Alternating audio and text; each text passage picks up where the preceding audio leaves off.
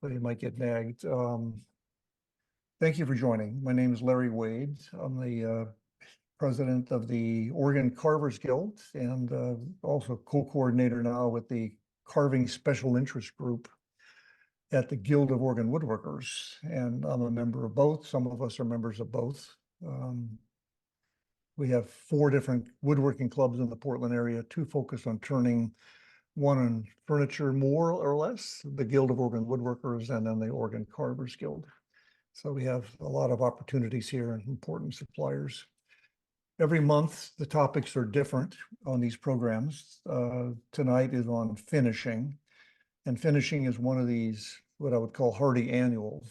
They just endless questions. We had Kelly Stadelman did a talk on acrylic painting, and Jeff Harness did that same topic 3 years ago, and we have not been able to get one together on oil painting.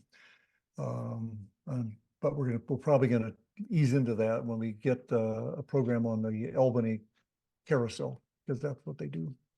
Tonight is on clear coat finishing for carvings. Chip Webster is a friend. He's a member of the Guild of Oregon Woodworkers and active in the carving community. And I met Chip quite early on, and when we both joined about the same time at the Guild of Oregon Woodworkers. It's a professional woodworker and an expert in finishing, and spends probably most of his time finishing furniture as opposed to carvings, but the clear coat processes are very similar and overlap. So I thought I would tap into his base, and then also ask you all to share your experience with your own favorite clear coat. Before we get started in a minute, I want to put a plea in for help at the gathering of the guilds, which is the weekend, 3 days of April 19th, 21st. We'll have a large booth again, a 10 by 30. It's a chance for us to meet the public, to get carving out in a very important venue. It's one of the largest art and craft shows west of the Mississippi. Some 12,000 people show up over the 10-day period, or the 3-day period. So we need people to staff the booth, to do demonstrations and help. We have a major focus on comfort birds and comfort animals, because that's been an attractive thing that we've been doing the last couple of years. We'll also have opportunities and a couple carvers selling things as well. So I want to put that out. The other is on next month, the program will be on what I would call inspiration. And this is kind of show and tell on steroids. Is how do we get ideas? Where do we learn from? Where does this come from? And so show and tell for things that you have done or are doing would be valuable to share. And if you can send me an email if you have something you'd like to do. I would like to be able to capture photos and include you in that. Well, I have some interviews with a couple of people that will be included in that, and so we'll get some real-time things. And we have some other examples that are floating around in the realm of public art that I think are valuable. So that is the plan for next time. I'll also I went to Phoenix to Mesa, the Desert Wood Carving Show a couple weeks ago, and took some videos of that show. So I'll give you a virtual walkthrough, one of the significant shows in the United States. And it was fun. I learned a whole bunch of things, how to make some things out of wood and how to make some things out of parts of cactus in married with the wood. And it's quite interesting. Anyway, we'll do that. I think that's it, Chip. So I'm going to turn it over to you and have you say a little bit more about your background in woodworking and in finishing, because you'll do a much better job than I will. But you have to unmute yourself when we get started, and I think everybody else is okay. There we go. Okay, I will spotlight you, Chip. I'll spotlight you at the beginning and then I'll run the PowerPoint from here. There we go. Hi, good evening. Again, my name is Chip Webster, and I notice a number of faces that I haven't met, and I don't know you. So that presumes that you have no idea who I am. This is finishing furniture and making furniture, woodworking has been actually my third career. I've been doing finishing, beginning with refinishing for about almost 25 years. Most of that has been focused around what my clients want. Sometimes it's focused around something I just want to explore. I don't have answers for lots of things, but I do have an opinion and answers about things that I have done. So I'll tell you when I know I have some knowledge about something, and I'll tell you when I just don't. Larry, go ahead. Yeah. Let me do this. I'll now share the screen. Give me just a second.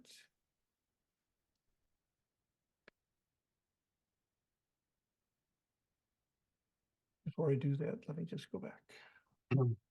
There we go. Okay.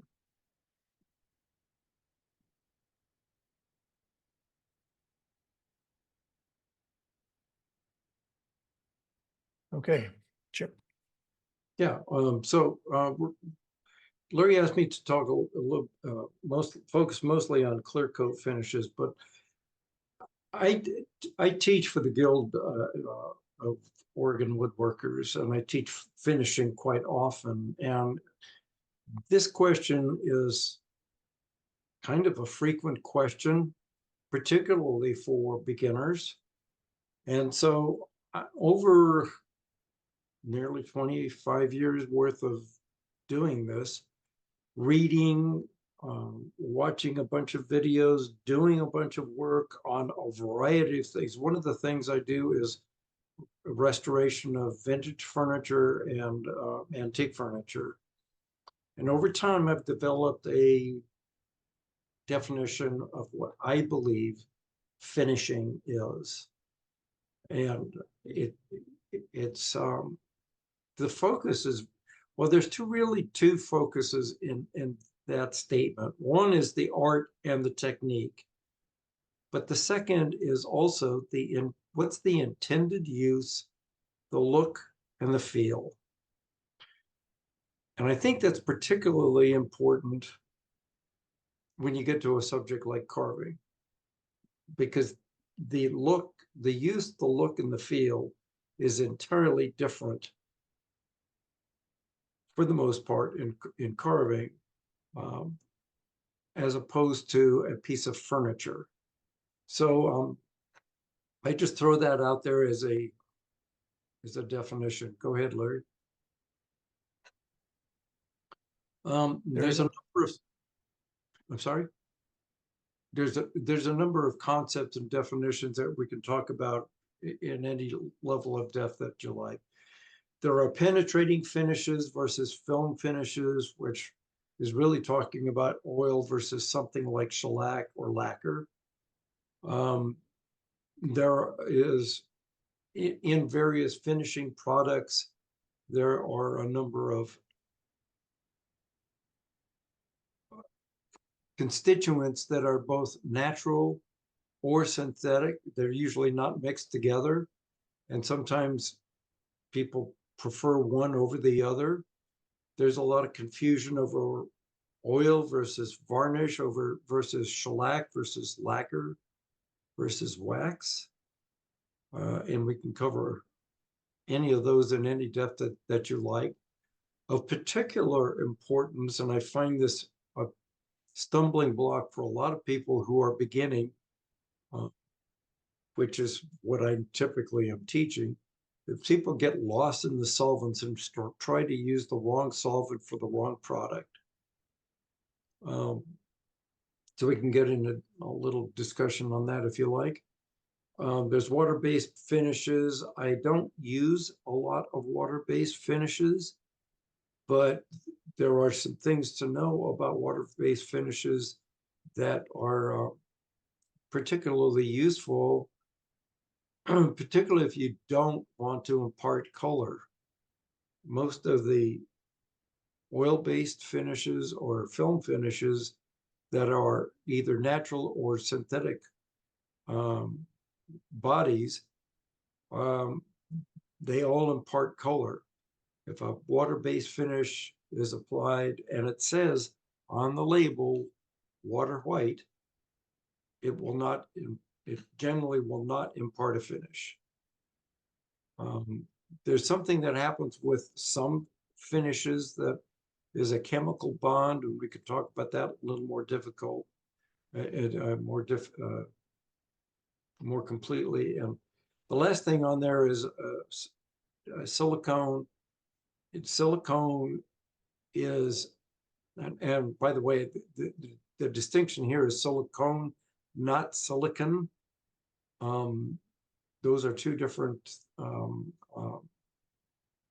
chemical products. Silicone actually is a contaminant for most finishes. So becomes important when you start dealing with waxes and things of that nature.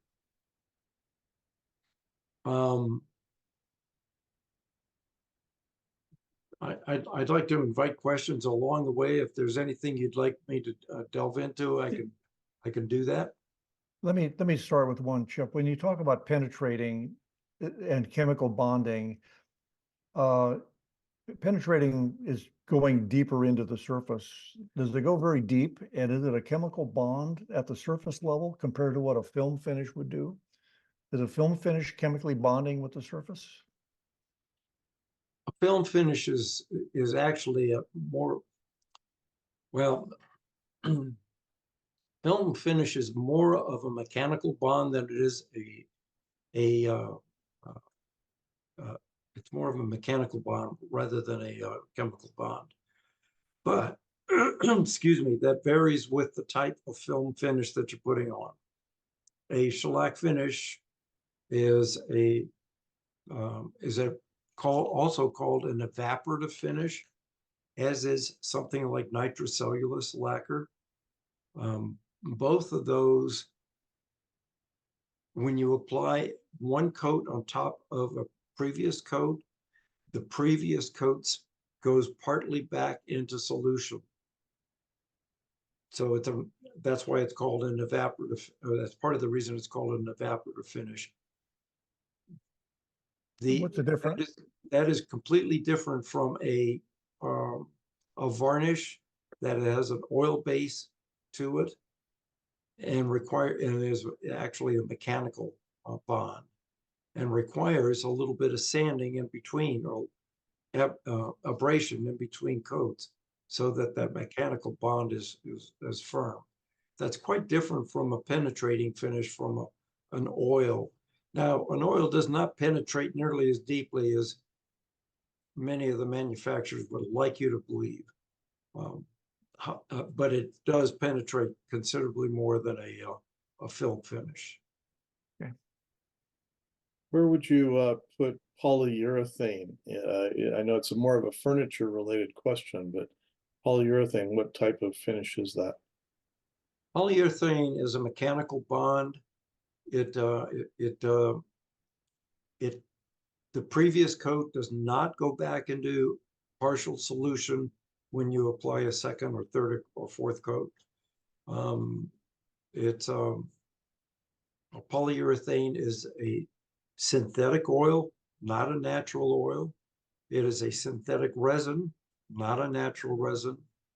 And the resins are very hard.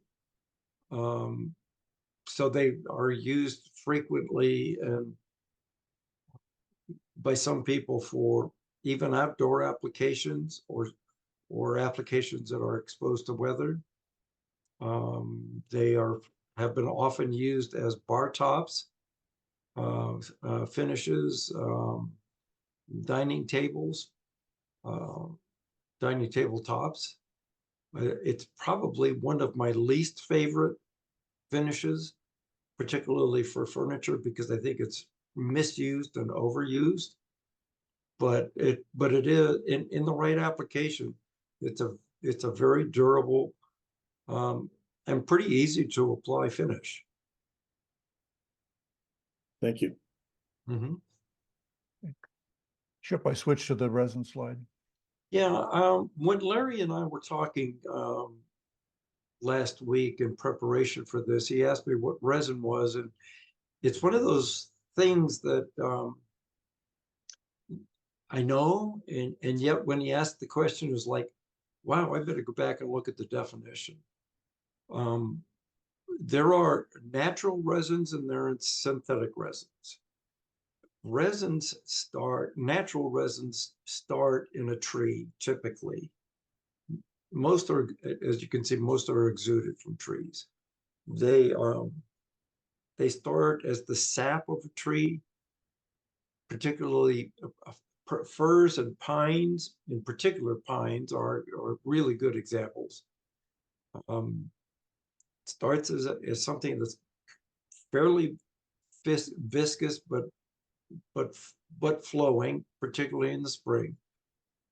Over time, exposure to air, and they go through a chemical process to harden. And in fact, the term amber, not the color amber, but the term of a substance called amber, is a hardened sap. So it goes from that sap is often, or very often, also called a rosin in the form of a pine tree. That rosin over time hardens. In my understanding, it becomes a resin. Then it becomes a resin. But that's not the only form of a resin. A different form of resin is the substance called lac, which is the one of the two constituents of shellac, and that also hardens, but it does not go through to my understanding, it doesn't go through a polymerization process. It just hardens over time. That's quite different from something else that's all of the synthetic resins that are derived from hydrocarbons, and the chemical structure is manipulated quite a bit. Now, I'm not a chemist, so I'm not prepared to go down any particular rabbit holes on this subject, but that's my understanding. And examples are urethane, phenol, which is used in phenolic water locks, is based on phenolic resin. Another type of resin is alkyd, which was a very popular form of an oil-based varnish in the 50s, 60s, and 70s. It's much harder to find an alkyd varnish now. Urethane has pretty much taken over the landscape of the resins for oil varnishes. Chip, what is varnish and how does it differ from anything else? Varnish is an interesting thing. If the finishing industry has a tendency to be more market language driven rather than making it easier to understand. They're trying to make it easier to sell their products, differentiate their products. A varnish is a class of materials that has some kind of a binder, some kind of a resin, and it's applied in a liquid form and it hardens over time. In the very early days, shellac was spoken of as a spirit varnish. These days, you don't hear of shellac spoken of as a varnish. The term now is basically used to refer to an oil varnish, which may be a natural oil, or it might be a synthetic oil. Natural oils being the typical ones are linseed oil or tung oil. And then there's all of the synthetic versions. All of them are supplemented with some form of a resin, which may be synthetic or it may be natural. So is it fair to say that all of the finishing processes are to put the resins down on the surface and to get the evaporative stuff out of the way? The solvent is Yes. just a mechanism Yes. to get to flow on the resin, on the hard stuff. Yes. Typically what you're doing with the varnish is laying down a film, and that part of that film is, as you said, is a binder with some sort kind of solvent which evaporates, and some form of resin which actually hardens to provide that film finish. Now, most finishes, well, when you can find it in the labels, most finishing products will tell you what percentage of solids they're talking about. A typical number for something that's used in furniture is around a 33-35% solvents constituency, which means that typically 72% of the liquid that you're putting down is evaporating, leaving just that hard surface. So that's, I think that answers your question, Larry. Okay, yeah, let's go on to blotching. Sure. What is blotching? It's an undesirable form of figure. Blotching is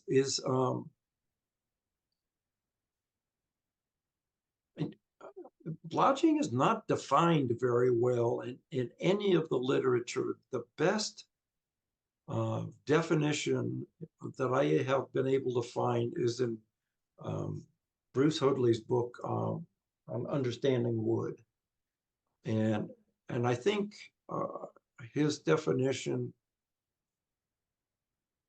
has to do with the density of the fibers, and the fact that a tree can change density within the cell structures of the tree. The figure in general is, I think, a fairly highly organized change in either the density or the growth pattern. So you see something like ripple or curl. It looks, the reason they're attractive is because there's some kind of a rhythm to them, in my opinion. On the other hand, blotching is generally considered disorganized and pretty random.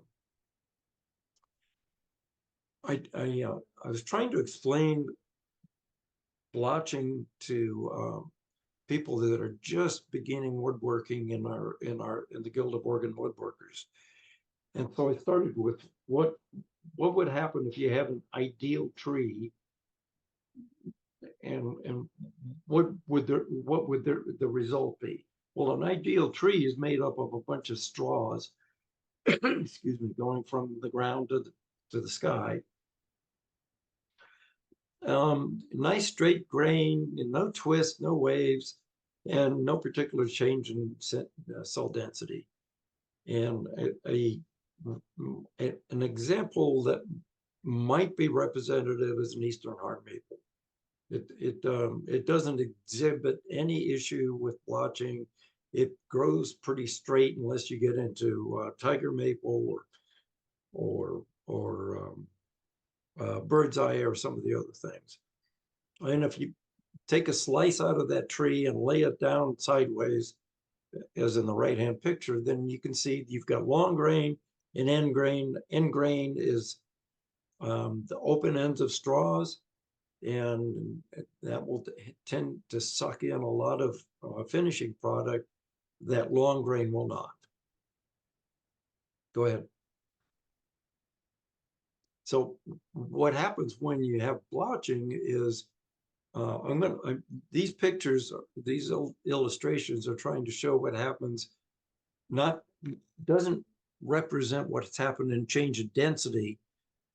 A cell could either be hard or soft. In these particular illustrations, what I'm trying to do is illustrate that a tree may have some wavy grain, and it may start to, the long grain may all of a sudden start to come up to the top, and that's exposing some end grain. So in the lower left-hand corner, you can see that when you start to expose some of that end grain, you're starting to take a diagonal slice out of the end of the straw.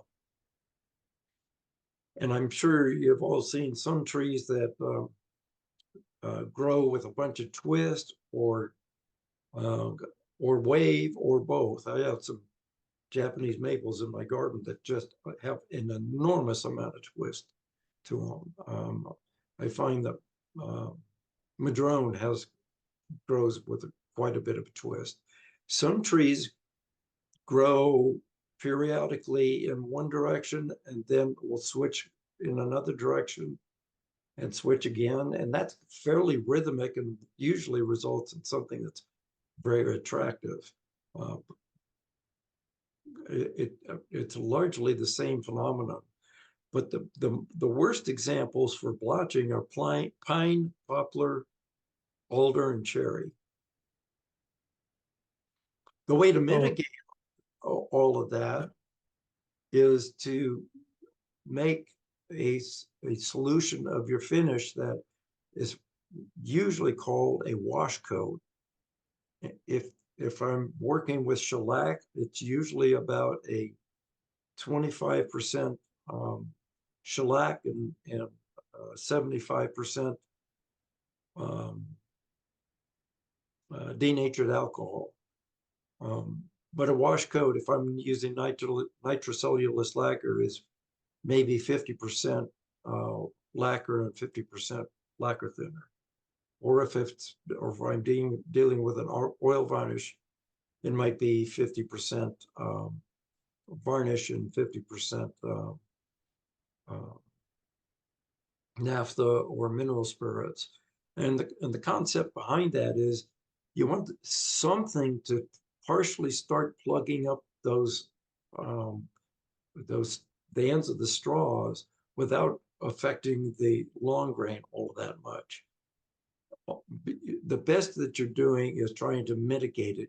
You'll not be 100% successful solving the problem. There are cases where I have taken it to the extreme where I've used only 10% finishing product and 90% solvent to try to mitigate a blotching issue. But generally, I don't have to go that far. Does more than one wash coat help? Or, no, never found that to be particularly useful. okay. No. So we'll come back to this as we get through, I think. And there may be more questions about how you deal with blotching. You know, when we're dealing with basswood, that it may not be an issue, but when we're carving cherry, which I like, we're going to inevitably have to deal with some of that. I asked Chip to spend a few minutes talking about safety. Most of our conversations bring safety up at the very end. Oh, by the way, I asked him to put it up front to increase our consciousness about that. I recorded a section of this.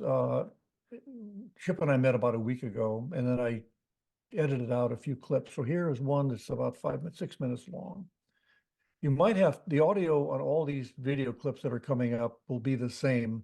So you might have to adjust your computer volume up or down based on what VOCs imply safety. Can you just talk about safety in general, some of the safety considerations on finishing for fire or for breathing or whatever? Yeah, so first of all, most of these are all organic products, compounds, chemicals. Denatured alcohol has been denatured on purpose so that it's not drinkable. It can, for some people, in rare cases, just touching denatured alcohol can enter their system, and I have a friend who was told he needs to, by a doctor, he should stop drinking, and he said, but I don't drink, and he said, but your liver shows that you're having the effects of alcohol damage, and he said, that's because I use some denatured alcohol in some of the work I do. So every individual is different. Breathing is an important issue. In most of my work, I'm spraying nitrocellulose lacquer or some form of lacquer. It's an atomized product. I'm wearing a mask for that. It's a mask that is both suitable for organics and for particulates. Because if you were to see me spraying, you would see a cloud of stuff quickly fall to the floor, and it looks like a really dirty floor. And it's all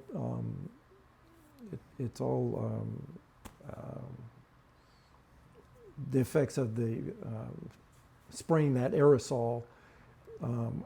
The solvent evaporates very quickly, and the particulates just fall to the floor. So I have to have a mask that covers both the organics and the particulates. Different people react to different chemicals differently, so there's no one answer for all of them. But certainly ventilation, get the fumes away from you, get air moving past you.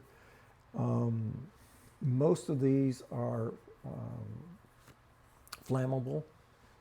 Obviously, a waterborne does not have that issue, but alcohol and paint thinner and lacquer thinner and acetone, all of these are flammable chemicals that you should have a fire extinguisher available very quick, very within reach, right at hand. So, Do you wear gloves? I wear gloves for some things and not others. Most of the time, one of the things I do is chemically strip furniture. So I wear, that's pretty nasty stuff, and it will burn my skin very, very quickly. I'll wear gloves for other things like applying stains or dyes, mostly because I just don't like it on my skin. But applying shellac or doing... I don't wear gloves all that much for applying shellac. Shellac is found in foodstuffs. M&M's is one example. Coating fruit is another. So it doesn't bother me, and so I don't. But if I'm using something like varnish or some of the oil-based products, I will use gloves. One word about gloves, I'm always kind of, I don't know why I do this. I'm right-handed, I'll put a glove in my right hand, and guess what? It's the left hand that I get something on. So I try to force myself to always put gloves on both hands. How about fire hazard with waste rags? How do you dispose of your stuff? First of all, with shellac, you don't need to worry about disposing of rags because the solvent is denatured alcohol and it just flashes off. The reason for disposing some finishing rags in a particular way is because you're applying some form of an oil-based product that hardens over time. And if you take a rag, a cloth rag or a paper towel that has been soaked in an oil-based product, whether it's a natural oil or a synthetic oil, if you leave it in a form like this, crumpled up, it can self-ignite over time. And that's generally considered a bad thing. So you spread yours out? So I spread mine out and lay it on the floor for about 2 or 3 days, and then it goes through its polymerization process, its hardened process, and then it's suitable for So just dry 'em landfill out. material. Yes. Flat and not stack them? Not stacked. Not Yes. stack them. And do you put water on them or put them outside or put them in metal cans or anything? A different alternative is to put it in a can of water that has an airtight lid, but I find that a messy proposition, and I don't do that. Okay, so that's section 1 on safety. Has anybody ever had any issues, any fires, any breathing issues? Any comments about what you do differently? And Chip, I'll ask you a question just to think about spray cans. You talked about particulates, so if we're spraying with spray shellac or spray lacquer or whatever we're spraying, what kind of safety practices would be good inside of a shop when we do that? So for spraying, spraying in general, I want moving air. I want something to be pulling the air out, and I want something to be making up the air so that I've got air movement past me all the time. Aerosol versus, most of the time I'm spraying with what is known as an HVLP, a high volume, low pressure spray gun. I use aerosol cans infrequently because I have to use the prescribed viscosity that is in the can, and I find that generally hard to control. If you do it all the time, I suppose you could, and you have the best tips. Some people have much better luck than I do. The one time that I have used spray cans repeatedly on a fairly frequent basis is sometimes I'll do it. I'll use a spray aerosol lacquer on a chair because the size of the parts lends itself to that spray pattern of that aerosol. But most of the time I won't use a spray can. If I need to use some kind of an aerosol that is less than what I can accomplish with a spray gun, then I'll use an airbrush. That's typically what I will go to. And I add much more solvent so that I have my aerosol is a very fine mist. But for furniture refinishing or finishing, I find spraying with an HVLP to be very productive. Whoop. Oh, there you are. I just switched on you, Chip. Let's take a look at a carving. Some of us took a bowl carving class from Martha Natani, who is a experienced, skilled expert. Safety. Can you just talk? Excuse me just a minute. And Chip was in that class, and so he had an example there of the bowl that he carved, and he used French polish. So this is a segment on that. So let's just start that. As you have a bowl that you carved in Moss's class, and you finished it. And how did you prepare to finish it? What was the preparation step before you finished it? In this particular case, I chose to French polish the inside. In fact, I French polished the whole thing. In large part because I wanted the pumice to do the surface preparation, the final surface preparation after my carving. Now, my carving, this was the first time I tried to carve a bowl in the style that Masa does, and it was, it's okay. It wasn't I didn't do it as well as I would have liked, but nonetheless, I liked the shape. So I wanted to, this is Clara walnut, so I wanted very porous wood. So I was using the pumice as an abrasive to kind of burnish the wood and rather than sandpaper. and fill the pores Yeah. as opposed to sandpaper. Yes. What would sandpaper have done instead of pumice, or vice versa? Well, sandpaper is likely to take off some of these bridges, start to change the profile of the cut, and I was trying to avoid that. What I was trying to do was mostly fill the pores, and I didn't want to fill the pores with an abrasive from sandpaper. Yeah. So I was using pumice. Is the pumice a powder filling the pores, or is Yes. it act as an abrasive that is actually mixing grained wood with the? It abrades the wood, and both fill the pores, but the pumice becomes transparent. Oh. Maybe translucent, Okay. but mostly transparent. So it makes it really smooth. So it makes it very smooth. So you can really see it here on the side. I was really pleased with this, but I was less pleased with this but that's because of the result of my carving. Yeah.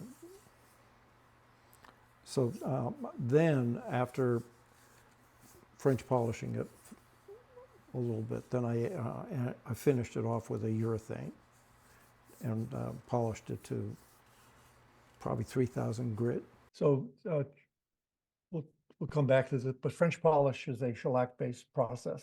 So it happens to be using pumice as an abrasive to do it.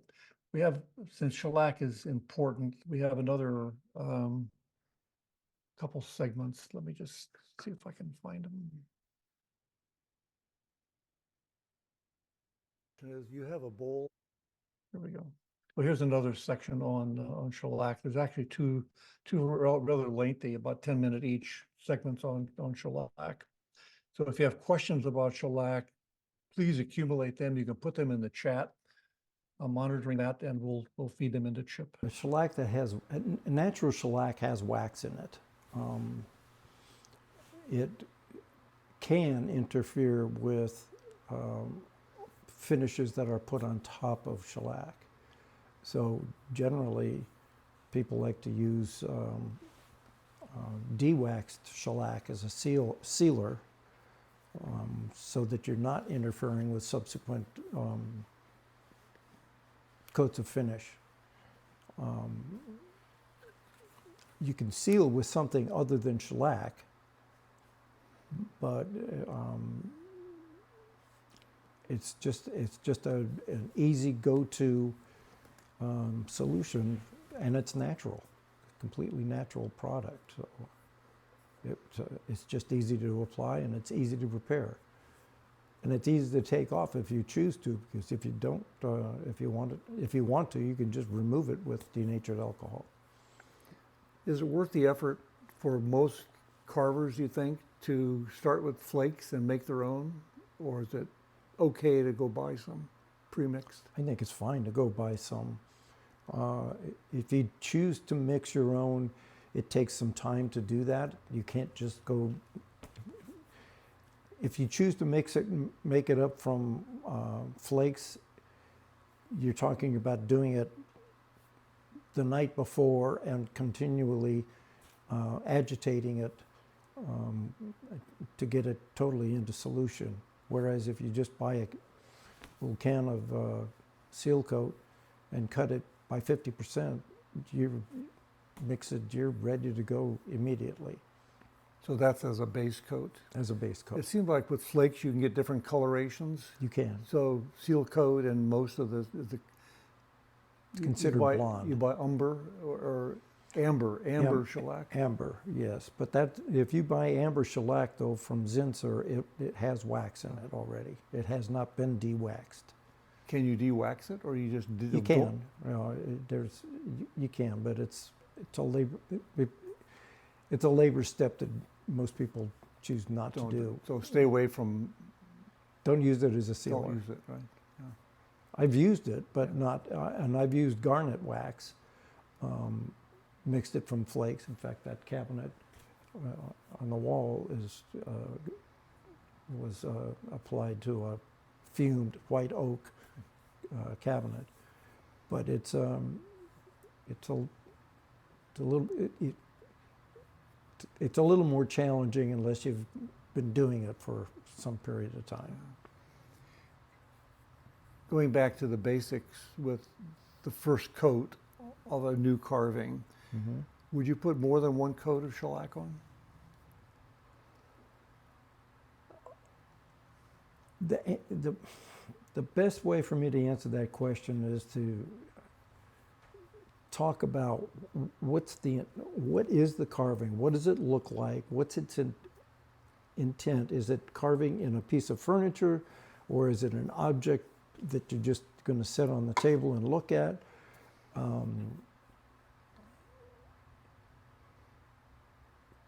That's probably the first consideration. If it's carving in a piece of furniture, I treat that like the piece of furniture, as opposed to an object that sits on a table that doesn't get the same kind of use or potential misuse or abuse. So you don't need the same level of protection. Most of the time, I gather that most carvers would prefer to not over-finish, over-protect the carving piece, because you're starting to change the work substantially. Well, let's take an example of that walnut bowl, the Claro walnut. Let's say that you decided to do it in shellac instead of French polish. What would the sequence be if you were shellacking? Again, in the example, one coat, multiple coats of sealer, and then build on top of that. Kind of, what is the sequence of beginning to end just on a shellac-based strategy? This one is simple, so I would wipe this on. I would start with a 1 pound cut, which is not very viscous. It's almost the consistency of water. Very easy to wipe on. Go from wet, continually work off a wet edge, and let it dry a little bit. You can do that 3 or 4 times in a day, and then let it sit overnight, harden and cure a little bit, and then go back after it the next day. By that time, you can probably go up to a 2 pound cut if you choose to. I choose not to. I like to build very slowly. I know it takes more time and repetition, but I like the results better. I don't like to, if you start to build shellac too quickly, you can get ahead of yourself, and then you have to back off and start using denatured alcohol to just move the shellac around and not add more shellac flakes to it. Are you sanding or buffing between applications? Often not. Only if there's nibs or dust that you want to remove. One mistake that I've seen people do is apply a coat of shellac and then sand before the next coat, and they feel like they're sanding off all of the shellac that they just applied, and that kind of defeats the purpose, in my view. So, and it's not necessary. Every time you're applying another coat of shellac, it's the alcohol that's doing most of the work, not the shellac itself. In fact, I've watched a number of different videos. You know, by the way, French polishing is done with shellac. It's just a particular method and technique of applying it over time. And I've watched a number of different videos by different people.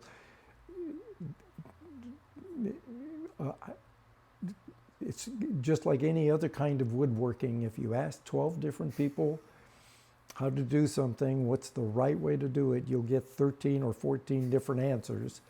And the end result is, it's what is the result that you're looking for that satisfies your objectives. So the biggest difference between French polishing and standard is it's just applying a few coats of shellac is the methodology, largely the pumice and the addition of some oil as a lubricant. But most of that work is moving shellac. You're stretching. Shellac is a pretty flexible, while it's in a liquid form, it's pretty flexible, and you're stretching the shellac to achieve a certain look. So you're using a 1 pound cut through that entire process? I often do. Often? Yeah. Yeah. And shellac will dissolve the previous coat? The Yes, it alcohol does. will Yes. sort of fix mistakes in some sense? Yes. That will level itself out? Yes. Yeah. That's one of the features of an evaporative finish. Yeah. If I wanted to get a tonal color besides the clear for shellac, would I have to go with flakes and make my own? That is one way to change the color. Another way is to add color by a variety of means. There are a variety of Japan colors that I have used, or aniline dyes that I've used with shellac to change the color or to layer colors. And they can be applied. I've used them in one of the examples that I spoke of a few minutes ago about a Belgian armoire. It had gotten damaged and had some holes in the frieze, and I had to replace the carving field and then replicate the color or blend the color with the piece. These were dark pieces of white oak, and I colored them with a combination of mostly aniline dyes. Transtint is the particular brand that I was using. Will more layers of shellac change the color a little bit? Will it get darker and darker as time goes on, or will it stay basically the same as the first coat? If you're not changing the color, it'll over time will age a little bit. All finishes impart some color unless they specifically say they're water white, which is typically a water-based finish. So shellac is always going to impart some color. In fact, shellac is its first use, before using it as a protective film for wood, its first use was dye. So it was a source of dyes. Okay, that's the end of that segment. And Chip, I'm going to skip the next segment in a few minutes. We'll go right to the next finish. I think I'm worried about running out of time. But Josh Smith asked a question about why do we seal or not seal? It's really ultimately underlying the question about breathability. He said, I assume the opposite of seal coating is breathable coating. Why do we seal or not seal? I guess the question does wood breathe through the shellac, or is that going to be a barrier to water evaporation over time? my view is that shellac is a barrier. It's not a breathable finish. I suppose there might be some little tiny element of breathability, but in the work that I do, I seal something. Most of the work most of the articles that I'm dealing with are furniture. So I'm trying to seal the furniture against common everyday occurrences. When I'm building something from scratch, I will seal the wood. Even during construction, so that largely for ease of construction and finishing later on. Even something as simple as a box, I will seal the inside of the box just with one coat of shellac, just so it makes it, keeps it from getting, it doesn't keep it from getting dinged up, but it might keep it from getting marked up. And it's also easier as I am gluing something together. If there's any glue squeeze out, it's really easy to get the glue off. And of course, finishing the inside of a box after it's assembled can be much more challenging than when it's, in component parts before you assemble it. So that's the reason I seal. There are certainly cases where the end result, its intended use, look and feel, says that you don't want to seal anything, and you may not want to put any kind of a top coat on at all. And certainly that would be the case of a very, very deep relief carving on an object that is not part of a piece of furniture. But it all ends up being part of the intent and look and feel of the artist of doing the work. Let me try a related question about green wood. Wood, not that's green, but sort of not totally dry. That might be in the 15 or 20%. That didn't quite make it to 10 or 8. Would putting a shellac finish on top of something that's not quite dry, would that be a factor in terms of using an oil or something else?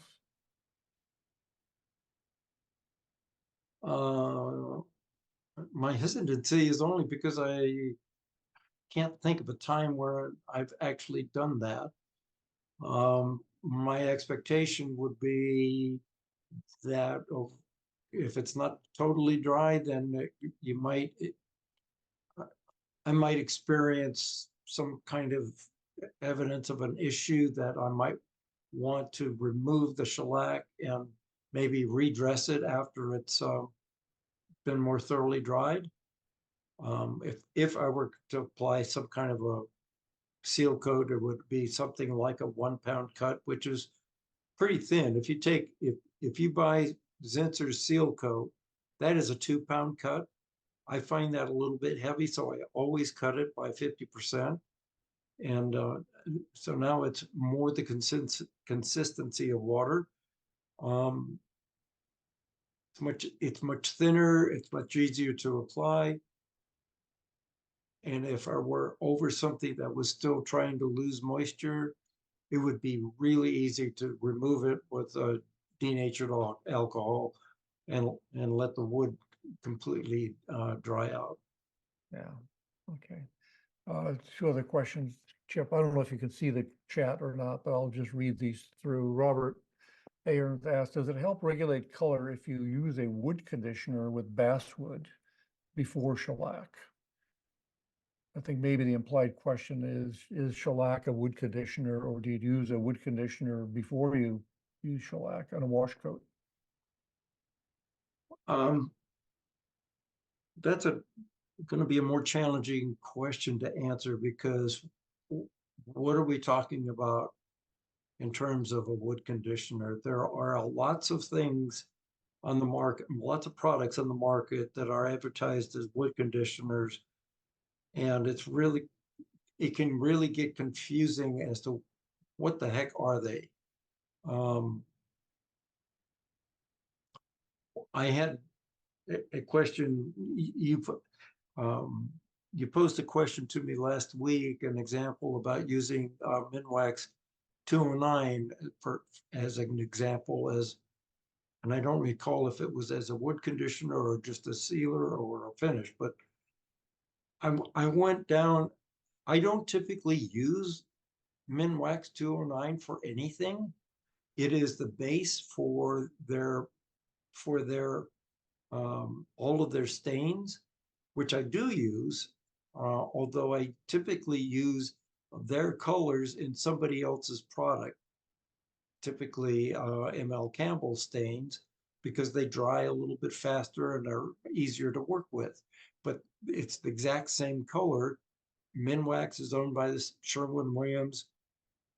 ML Campbell is owned by Sherwin-Williams, so they get to share the color palette. Just out of curiosity, I thought, well, I'll just go get myself a little can of Minwax 209. And I applied it on some basswood just to see what would happen, and also some oak. And it was okay. It was fine. And I thought, what's in this stuff? So I went to the Minwax website and could not find what the product is made out of. And I only use that as an example as what is a conditioner? What are you talking about? So it's a little difficult for me to answer that question without doing a lot of experimentation. I am a big advocate of doing test samples for anything you're going to apply to wood, because it's going to vary by, the results are going to vary by the wood, by the product, by the technique, how well you know how to do it. There's a lot of variables that go into play. And Robert's ultimate question, does it help regulate color by doing conditioning before shellac? And so I think the answer that I would also gravitate toward is experiment, right? Before Chip Webster taught me something 10 years ago, which says it's very easy to ruin 50 hours worth of work in the first 5 seconds of finishing. So testing to me would be that one. So Tom Nicholson asked a question about water white finishes. What are examples of water white finishes?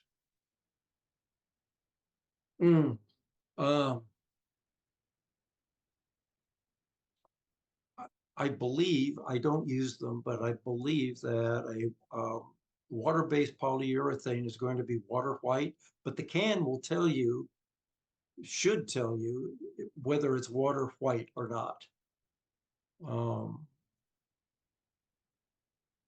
That's particularly the key.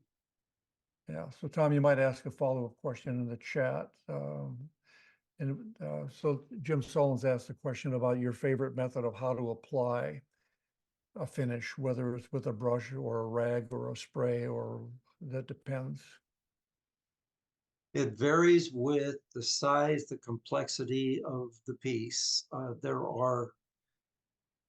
If it's a very simple piece and it's not all that big, I'll wipe it on. Not sometimes with a cloth pad that looks like a ball, but quite often, more often than not, with something like a wipe ball. And I'm not sure if you're familiar, everybody's familiar with a wipe ball paper towel. They're made by Kimberly-Clark, but I have used blue Scott blue paper towels, shop towels, pretty frequently for just wiping on a finish. Just keep in mind they're relatively lint free, but keep in mind, because wood is kind of an abrasive material, you will find that you're going to start tearing holes in whatever wipe on pad you're going to use, whether it's a paper towel or or a white t-shirt or whatever. But typically, if it's something that's small, I'll wipe it on. If it's something that's got a lot of texture, then I'll start to go to an artist brush that has a shape that is that works well with whatever that particular shape that I'm trying to conform to is. For instance, a mop shaped brush versus a chiseled shape brush. There's probably about 4 or 5 different small artist brushes that I will use in that particular instance. There have been times when I've gone to an airbrush. Typically, I don't typically use a larger 1-inch paintbrush, but I have. But that's not typically my go-to. In the follow-up email, I'm skipping a 10-minute application segment on shellac because we're going to run out of time. So if you, when I post the video, I'll point out where you start in the recording to take a look at some of the things that Chip was talking about. Charles points out, Chip, that water white is a water-based acrylic. So it sounds like the solids in that are acrylic for that. Jim Sullins will get to the oil stuff in just a minute, so we'll come back to your Danish finish, whatever question. I'm going to keep going, and I'm going to go to the next segment. Chip.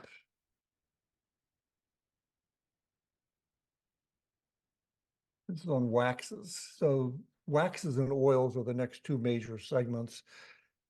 When we had the program last month, Nora Hall used wax a lot for her go-to finish. That's why we had this. Well, that's the nature of the beeswax that's in it. Waxes are, as I mentioned before, they're kind of they're in the class of evaporative finishes. They don't last a real long time. They do have to be refreshed.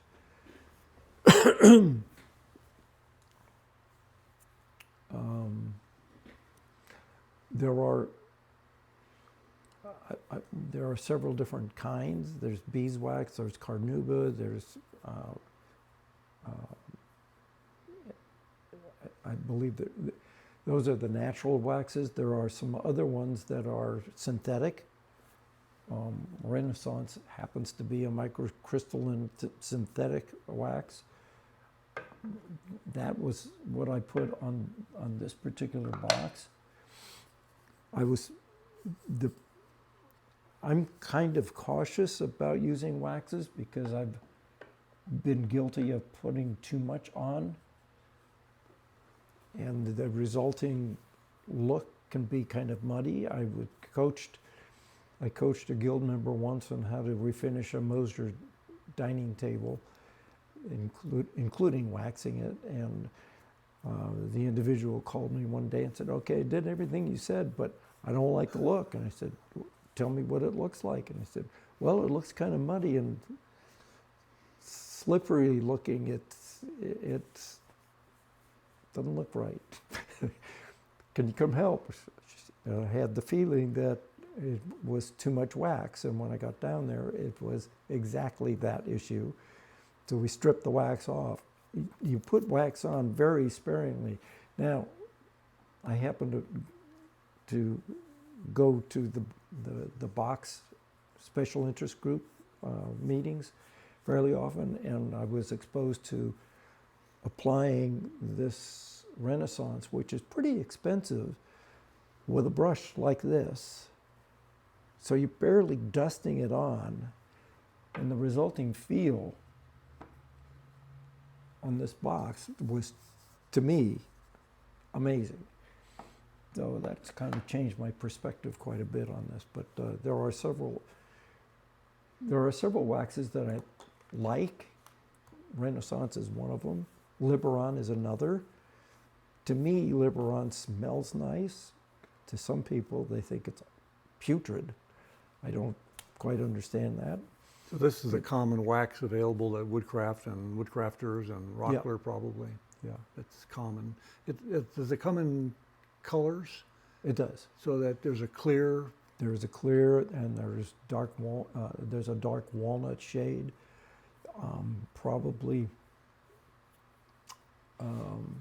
for carvers, it probably isn't all that important.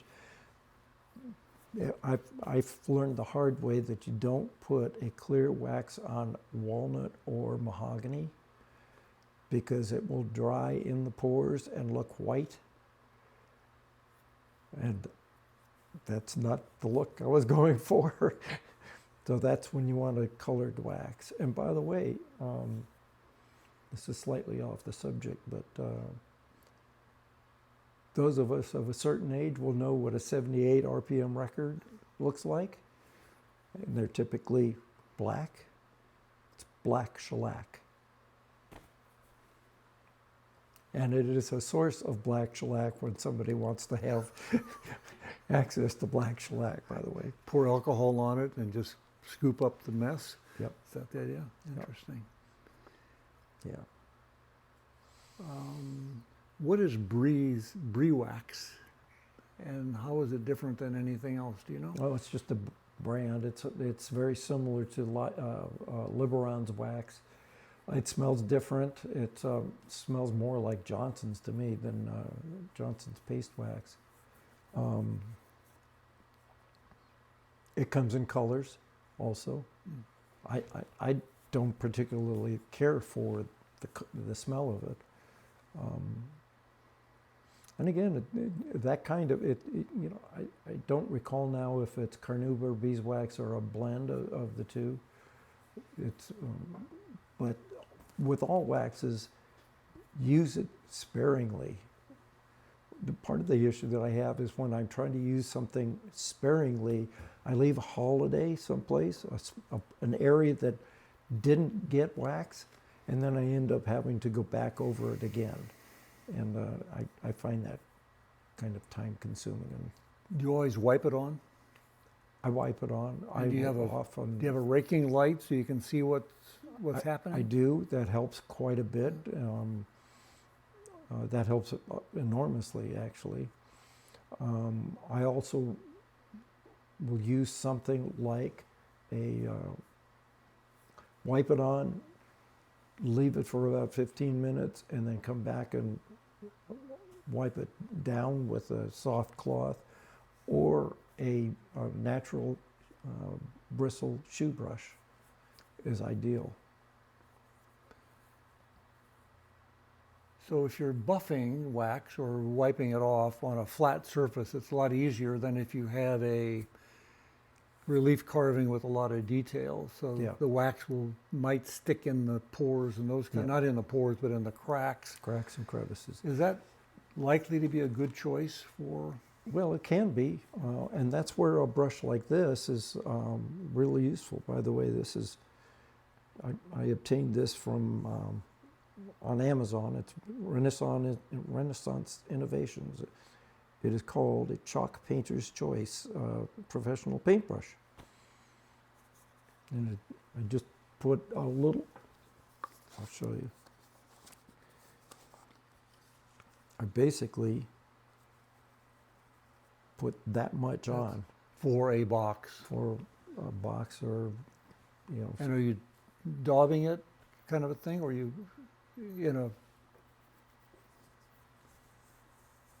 about like that. really simple?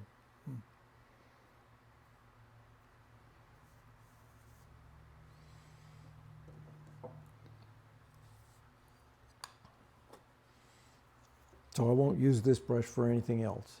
Just that. Just that. Yeah. I have a whole different set of brushes for varnish than for shellac, just for that reason. Tom asked about a raking light. That's a low angle light, Tom, that you can see the reflections easily and see spots that you miss. So gooseneck lights are your friends. We mentioned Nora Hall last week. If you want to dive into brie wax. I heard it pronounced brie wax. I'm not quite sure how to pronounce it. She just uses it a lot as one of her favorite, was one of her favorite finishes. Shoe polish was in vogue some decades ago in carving, the heyday of carving. Kiwi clear shoe polish was a wax. But Chip, do you have any? You don't, we talked about that. You don't have any experience with that. Do you have any sense of how it might fit into the scheme of things with wax? Well, my mother was a Navy brat. She lived in Asia for most of her youth. So a lot of the furniture that she acquired over time was made in China, and it was black, and it was polished with black shoe polish. It's not an uncommon thing at all. It wasn't in the day. I'm not sure about now, but it's not uncommon. And it's not a whole lot different from the Kiwi shoe polish that you would find today. Yeah. Beeswax, we'll talk about Howard's toward the end, because that's Masa's go-to finish, which has got beeswax and carnauba in it. It requires replenishing every 6 to 12 months, it sounds like. Is that true for Renaissance wax as well? Do you find that you call it a crystalline structure for Renaissance? Would that be a more durable, long lasting with less maintenance compared to beeswax or carnauba? My experience would be no. You still have to replenish it from time to time. You have to remember that waxes, whether they're synthetic or a natural, are evaporative finishes, and the solvent eventually goes away, and you do need to replenish it. Yeah. And Wayne asked about Howard's, so we'll come back to that in a minute, Wayne, toward the end. I'm going to switch over to the oils. In some of the earlier programs we had, both Leroy Setzel and Monica Setzel, and even Nora Hall loved Watco. I mean, that was sort of their go-to finish. So there's a whole class of oils that we're going to go in. So that's, We talk about walnut just for a minute or two, about its porousness. yeah. And is it true for all different kinds of walnuts, generally speaking, that they will be more porous, that they will, if you're finishing, you might want to fill the pores, but if you have waxes, they might turn white on them. What are those the only considerations for finishing walnut, or do you? In my experience, yeah, it's an open pore wood. Mahogany falls into the same category.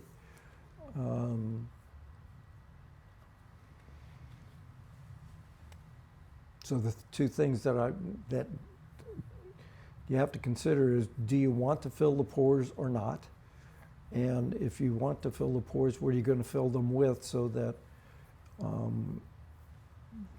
you don't have that white pocket that I described when you use a clear wax, a dark wax. So a lot of vintage furniture, and by vintage I'm talking about anything that's from around 1895, that was made in the United States, for instance, up through about 1960, that was made to look like colonial furniture, which was pretty popular during that time frame. A lot of it was made with either walnut or mahogany. This is before the Danish modern got picked up and became so popular.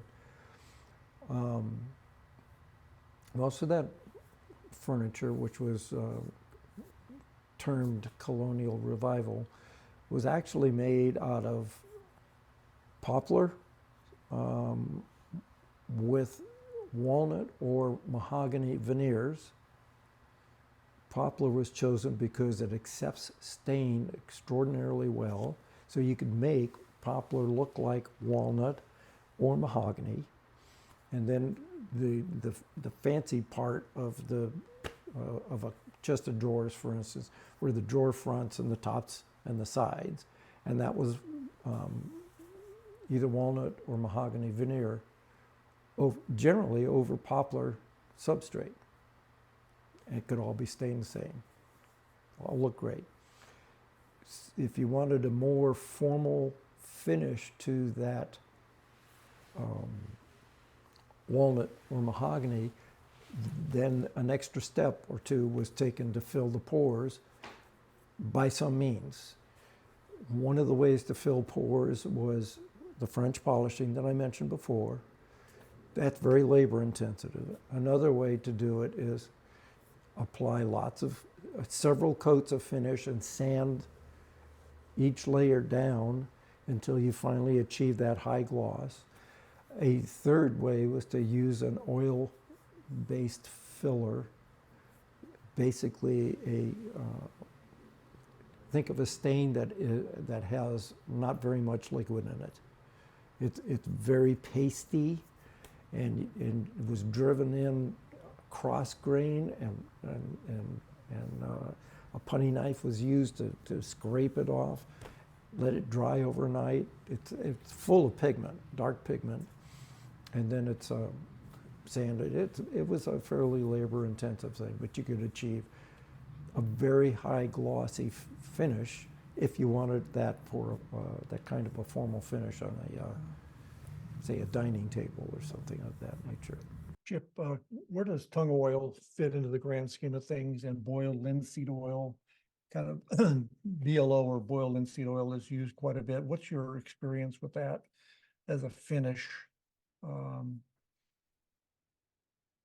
Well, I've used both. Boiled linseed oil, I've been asked to refinish a chest that was originally finished with boiled linseed oil, and I thought, I had a conversation with the client ahead of time that boiled linseed oil can take a long period of time to harden. Some people call it drying, but it's actually curing. And but the client liked the look and liked the feel, and that's what she wanted. So I said, okay, that's fine, we'll do that. But I'm going to add some Japan dryers to it, which are metals that speed up the drying process, and so I was able to accomplish what she was after, and she was quite happy. Tung oil cures faster, and one of my early experiences in my early married life was taking an old oak library table that I found. I don't remember how I found it, but sanded it and completely refinished it with tung oil. This was down at San Jose, California. And my recollection is I did it in the summertime, which was probably more advantageous than the wintertime because it was warmer and drier.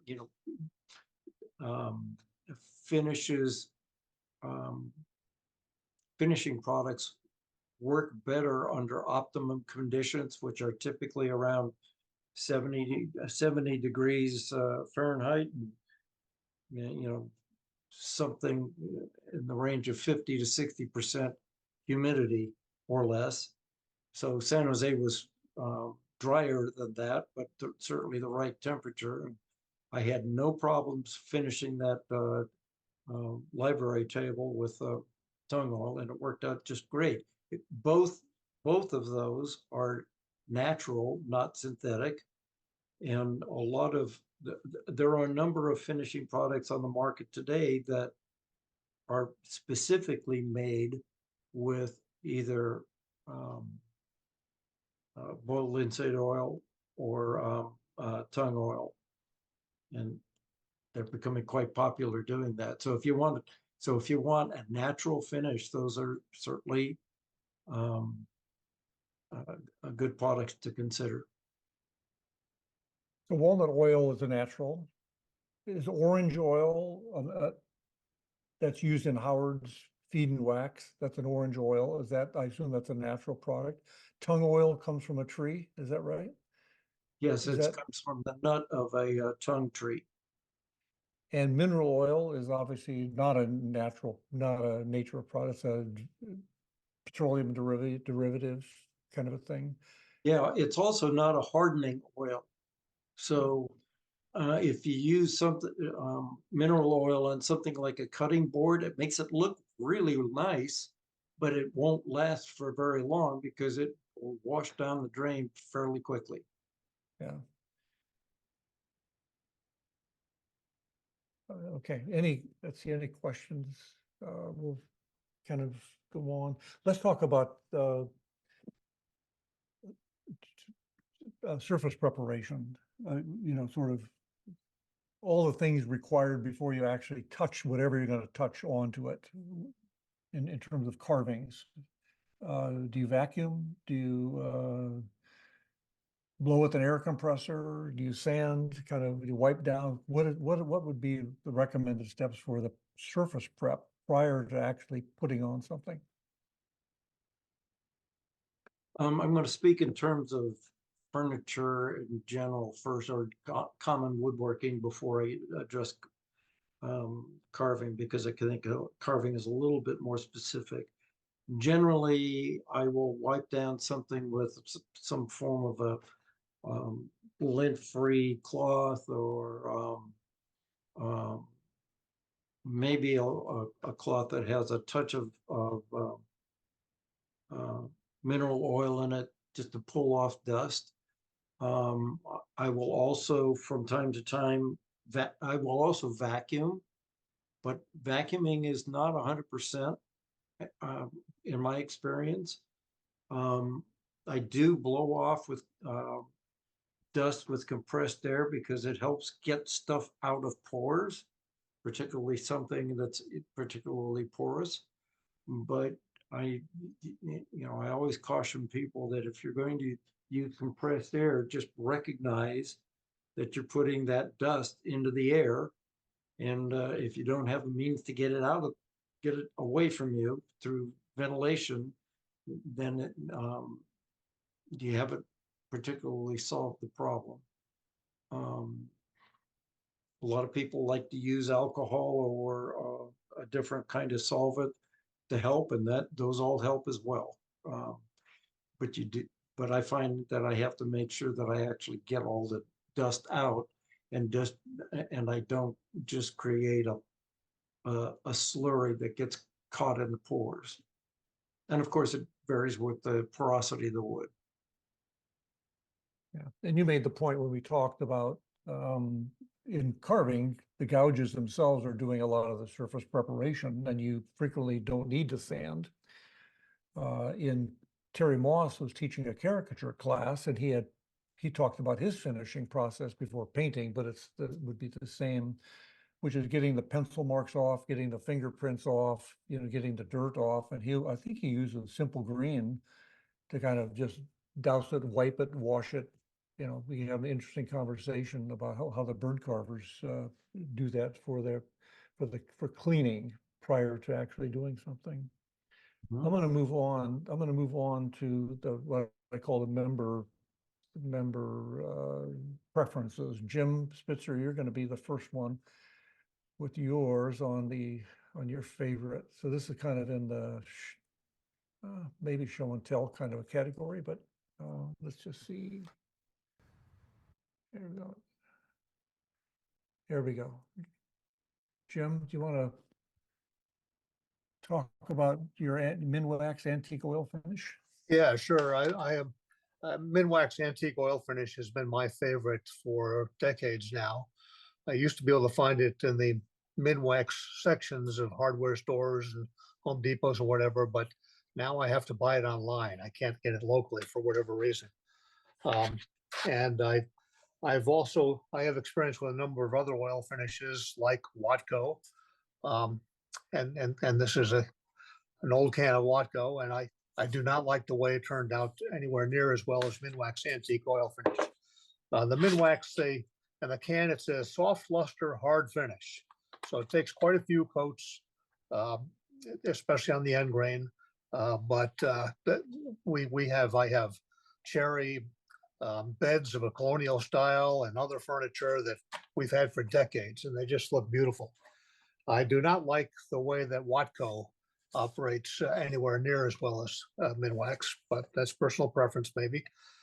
Here I have a can of natural Danish oil, and I just it's been in the cabinet for probably a couple of years and half full, and I just noticed that it's totally solidified.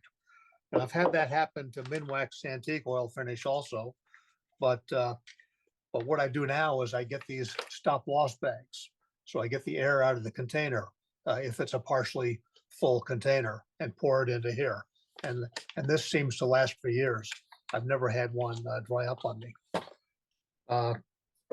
If I don't want to darken the wood, I will use a water-based polyurethane, such as Varathane here. And so they're, let's see, I've used, a variety of other finishes, but you asked me to talk about Minwax, and I think I covered that. One recommendation I have is that I'm not the expert that Chip is. And so when I'm going to finish something, especially something I've spent a lot of time on, and I'm just not sure of how something is going to work, I will use a test piece of that material finished the way it should be. And I do all the finishes, and I make sure that there's a end grain that I can put it on, as well as the flat side grains, and I see how it looks. And so I would highly recommend that to those of us who are not as experienced as Chip. Super, thank you, Jim. And Tom, Rich, I'm going to call on you next. Tom, I'm just going to have you talk first of all about the heritage thing, if you could, and I'll come back to the Beal thing in just a moment. I noticed that Chip had a can of heritage finish on his counter in front of him, so he's familiar with it also. The Guild of Oregon Woodworkers had a presentation of the products from Heritage, and the big size of what they do is finishes for wood structured buildings like pole barns, and also these beautiful houses with beams, log cabins and that sort of thing. But they also have this a sample pack that you can get 5 products of what they sell, and they're really good. This one is a wax. Is if you look at it, it's kind of like Vaseline, and then their basic basic finish is all organic. It's food safe. It's smells wonderful. I don't remember what the ingredients are, but you can go online and see their products, and she was offering the sample pack for free for people who were in the guild, but I think that offer is over. They charge $50 for the sample pack, but it's well worth it. It's lasted me a long time. Yeah, and Really I have a small sample stuff. pack. I have a sample pack if anybody wants to borrow, drive over and do it. And Tom, what kind of carvings have you finished with it? Were you doing the comfort animals with that? I've or done cane? bowls, spoons, and comfort animals. Okay, and for your canes, what do you put on the canes? Do you remember? I don't remember. Okay, yeah, Well, I've only made one walking stick. I really haven't made Oh. canes. cane. I'm I want sorry, yeah, to. walking stick. Yeah. Yeah. I did look up what's in heritage, and the answer is 5 things: tung oil, linseed oil, beeswax, citrus solvent, and pine rosin. Or pine resin, I guess. I asked Chip what the difference between a rosin and a resin, and he said one's liquid and one's solid. So it kind of starts viscous and not. I do want to mention in the same spirit of favorite finishes, Masanatani is known to some of us. He's a master Japanese woodworker. Does a lot of carving, and his go-to finish is Howard's Feed and Wax. You know, your favorite hardware store, big box store. He doesn't brush it on or spray it on. He just squirts it on his hands and he rubs it in with his fingers. And it's just a joy to watch him. He's carved, he's from northern Japan, so he carves in the style of some of his Ainu bears, the native population there. And he's been carving these things off and on for 30, 40 years. And someone will bring him a bear and say, look, my bear, and he will take it from them, squirt some Howard's Feed and Wax on it, and give him a new coat. So it really reinforces what Chip was saying, that wax finishes need replenishment. The Feed and Wax has beeswax and carnauba wax and orange oil. And Howard's makes another product that we've used for non-carving for the butcher block things that Chip mentioned. It has mineral oil instead of orange oil. So if you decide to pursue the Howard's route, take a look. They have several products before you get there. Larry, just a quick yeah. comment. Orange oil is like mineral oil in the sense that it is not a hardening oil. So if you are using it as so if you have a wiper, a cloth or a tissue or something that you have used to apply orange oil, you do not have to be concerned about it going into spontaneous combustion, because it does not polymerize. Okay. Hey, Tom Nicholson, I'm going to just have you think about a question. I'll come back to you in a minute, but the question is, when you do your carvings on your, for example, your fish out of the burrows that you're carving, what kind of finish do you put on those? I'll come back to you in just a second. But the other go-to finish is the wood turners use a Beal system, Beall, and it's one that I first heard about. We use this finish process now exclusively on all of the comfort birds that we're making as a community project. We're up to about 400 of them. The advantage is that we can apply this process and be totally done within about 5 minutes, sometimes 8. And it's a 3-stage process using a triply abrasive on one wheel, and then a diamond on the second wheel, and then carnauba wax on the third. And when you look at it and Google Beal system, you'll see it all in a wax, in a kind of a turning thing, because it's frequently mounted on a lathe and turned. But it doesn't need to be. And I actually first heard about this through Tom Rich. And so Tom, I'm going to call on you just to talk about the other alternative. And then there's a third alternative using a Dremel that I'll talk about in just a second. So Tom, I'll spotlight you again. May I share my screen? Sure, you bet.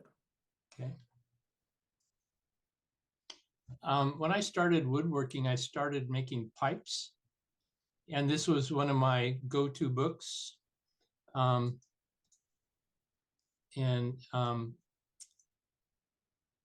it, I didn't have any tools. I didn't have a drill press. I didn't have a lathe. There was a lot of things I didn't have that I really needed. And so in this book, they showed how to make a lathe, a drill press, a buffing wheel, all with a corded drill this variable speed and reversible, and put it on this little platform and showed how to make the platform. And that's in the book, and how to make the platform. And so I made that platform, and it became my lathe, my drill press, my buffing wheel, and the process, even in this book, for making pipes. First, once you've sanded to 600, stain whatever color you want. And you know, pipes are either black or a dark brown or sometimes reddish. And then once the stain is on, then this is my setup. It's an old Makita corded drill, and for variable speed, if you look on the left, there's a squeeze clamp, and I can squeeze that clamp to whatever speed I want, and then just pop the handle when I want to turn it off. It turns in the right direction, but even if you wanted to turn it in the other direction, this is a reversible. So the first one, you put on a wheel, and you put triply on the wheel, and you buff it. And then the next, you change the wheel and use aluminum oxide. And then you put on the third wheel, and this is my carnauba wax wheel, and there's a little block of carnauba wax, and that's lasted me for probably 10 years. I apologize if you're hearing my dog. The neighbor dog is bothering it. But anyway, this really works well, and it works well on comfort animals and small carvings, and it's been a go-to for me. So that's my story, and I'm sticking to it. There, thank you, Tom. So you don't need a lathe. You can do that. Doug Carlson Swanson, I'm not sure Doug is on, but Doug is making a variety of things in small objects. One of them was comfort hedgehogs out of the Woodcrafters book, made out of eggs you buy, craft eggs. Then you can carve hedgehogs and owls and otters. But he power carved a hedgehog, and then he took his Dremel and used the buffing wheel, 3 different buffing wheels, and he just grabbed a stick of my Triple-E and a stick of diamond and a stick of carnauba wax and loaded them up on the little buffing wheels. And because the object was small, he could use that as a method for doing exactly the same thing. The beauty is it's all done. There's no waiting for drying time. There's no waiting for rags, no nothing. It was really, really quick. So we heard of Roger Crooks is our vice president and president of a turning club here. And he was the one that got us started on the Comfort Burst projects about 2 years ago. And so he recommended this, which we love. We love. So one quick safety note though is wear a mask, because that if you're using that on a buffing wheel, the compound is flying out all over. So.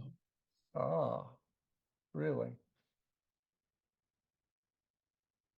I met Tom Nicholson from the Central Coast Wood Carvers Club in the Central Coast, California. So Tom is there, but he's got roots in Oregon. And so Tom, welcome. And thanks. Why don't you mention your favorite wood and your favorite finish for some of the things you carve and sell in galleries?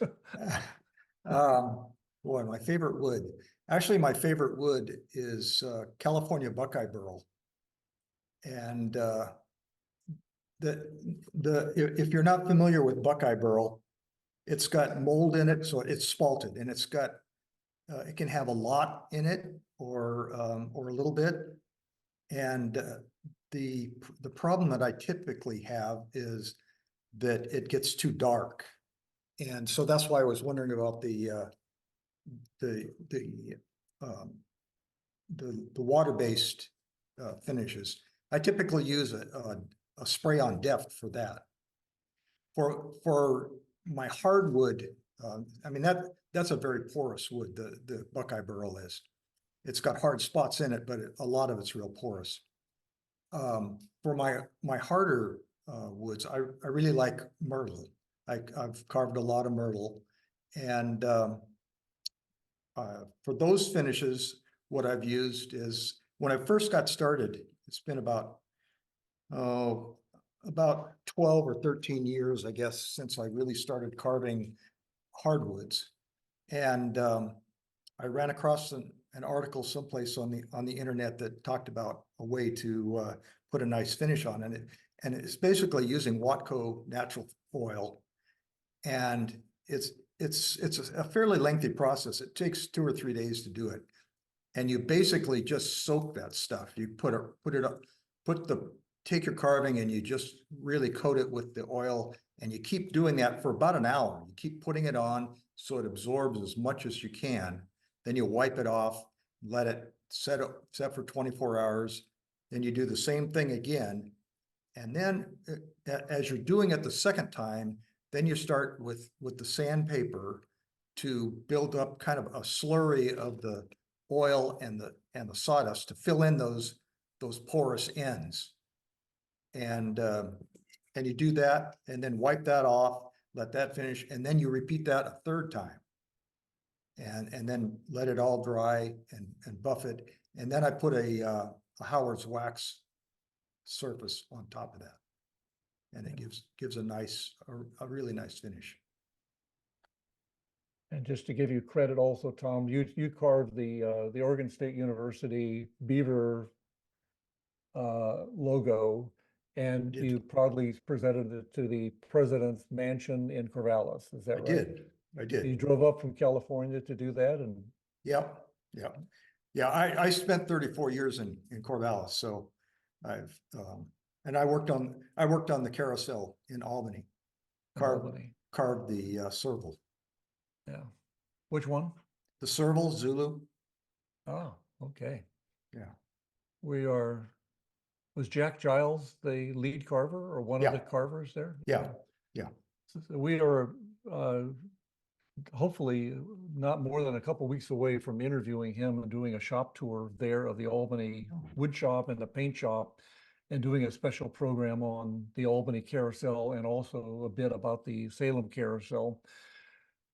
And the third one is the Jansen Beach Carousel Restoration Project. You know, in the grand scheme of things, in the hierarchy of the carving world, to me, carving carousel animals are all near the top of the food chain in terms of complexity and duration and time it takes to do that. Maybe people will argue about that. Maybe some bird that takes a year or 3 to do, or a totem pole or whatever, but carousels are right up there. I think I spent 5 years working on Zulu, not working on it full time, but as I could, over 1,000 hours. It was a big project. Yeah, Jim, thank you, Tom. Jim, Scott Ryan asked a question about water-based poly. Does it raise the grain more than other finishes in your experience? You're muted though. You're muted, Jim. Yes, it certainly does. And I sand between coats, at least on the initial coats. Yeah, thanks. I'm going to do one quick thing here on the slides, and then we'll be nearly done. This is the Beal system. This is Julie, the leader of our Comfort Birds project, using the lathe-based Beal system, polishing off a Comfort Bird. Oh, why did I just do that?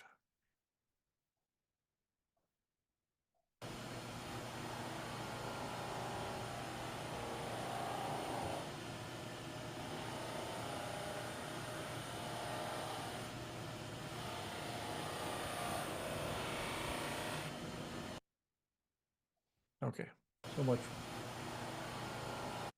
much for that advertisement. There's a piece of cloth underneath the lathe because it's very easy to lose control, and these birds go flying across the way.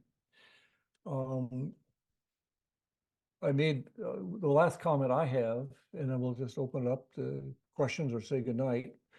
There's a whole world of exterior finishes, and for those of you that make garden art,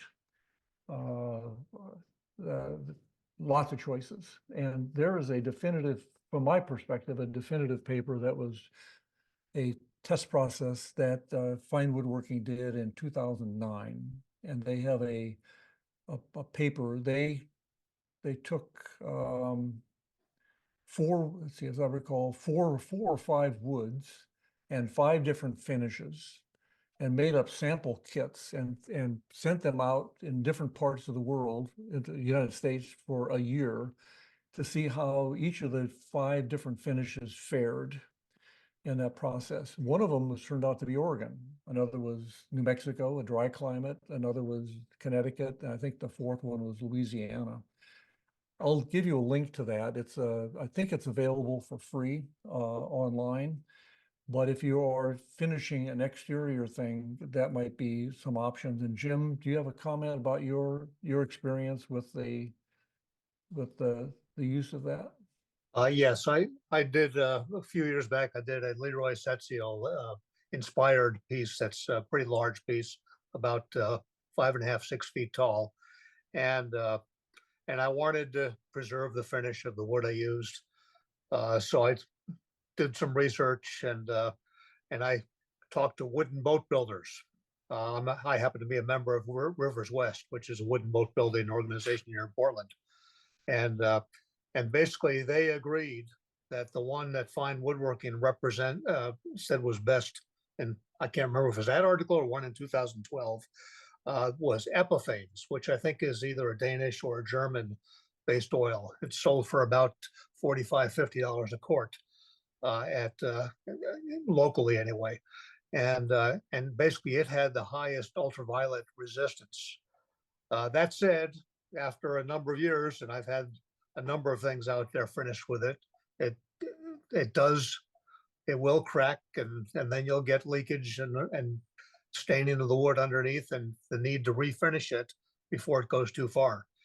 I'm just finishing something, an outdoor sculpture right now, from one of the trees fallen in the recent ice storm and windstorm that we had in January up here in Portland. And I have it right behind me.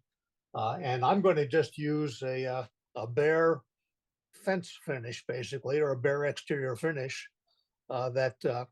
and I've used it on my shed, and I'm redoing my fence about 4 years ago, and it's got a lifetime guarantee, probably for people who have a short lifetime, but I noticed that 4 or 5 years later, the water is still beating up on it. And this is what I've done. And basically this is just wood that was cut out of a tree that fell. And we decided to make a chair out of the rest of the trunk. And so the part that we took out was this. And if you're wondering about the statement on it, we read a book in my book club about a month ago called How to Be Perfect. And it talks about moral philosophies through the centuries, through the ages. And one of those quotes was from a temple in Delphi, Greece, 3,000 or so years old. And on the column was engraved in stone, "Know thyself, nothing in excess." I kind of like that, so that's what I carved. We'll be interested to see how it fares in 5 years, huh? Yes. There we go. As I recall, that article said the lowest maintenance finish for outdoor work is what? Is no finish. Yeah. Right? Use cedar yes. or something, Yep. right? It's going to turn gray. It's going to do whatever it does. Yep. And life goes on. That's the lowest maintenance. So you get life is full of choices here. Jim Sullins, are you still here? I'm not sure I got to I want to ask the question again was about Danish oil types of projects. Let's see, what are your thoughts about basic Danish oil finishes, and what types of projects is it appropriate for? Do you use multiple coats or not, and a different top coat or not, or whatever? So I guess that's the question. Chip, you may not be able to answer it, but if you can do, and if somebody else has experience with Danish or variations of that, please chime in. Well, Larry, while we were standing by there, I looked it up and it's Danish oil is a tung oil, most often a tung oil, and I think there was a linseed variety or maybe a blend. And so I think that our speaker, Tom, I think it was, talked about that, those two oils. And so I think he answered that question. Okay.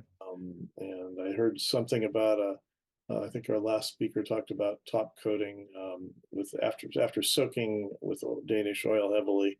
He used Watco. He talked about finishing with a wax surface on top. Was that right, Tom? Yeah. Okay. Thanks. So I think we got that one, Larry. Thanks. Yeah, and Joe Jadrowski, I won't put you on the spot, but in an earlier conversation this week, you basically, I think, made the point of tung oils and various combinations. You really can't quite tell what is in any given can. And I think Chip made kind of that point on what's in a conditioner, that you think you know, but you may not really know. So experimentation, I guess, seems to be the watchword of the day for that. Okay, we exhausted this topic. We now understand everything there is about clear coat finishing, and we'll stick with the one we used last week because that's what we know. Right. Why am I right? One of the things I'm interested personally in learning more about shellacs and using them for shellacs. One of the things I like is you don't have to clean the brushes. You know, you just let them harden, and then when you're ready to go, stick them in alcohol again, and 5 or 10 minutes later, you're ready to go. That seems to be another one. I made a big mistake 5 years ago, not on a carving project. I had a 4x8 sheet of plywood, and it was part of a divider, and I decided to shellac it, and I didn't thin it.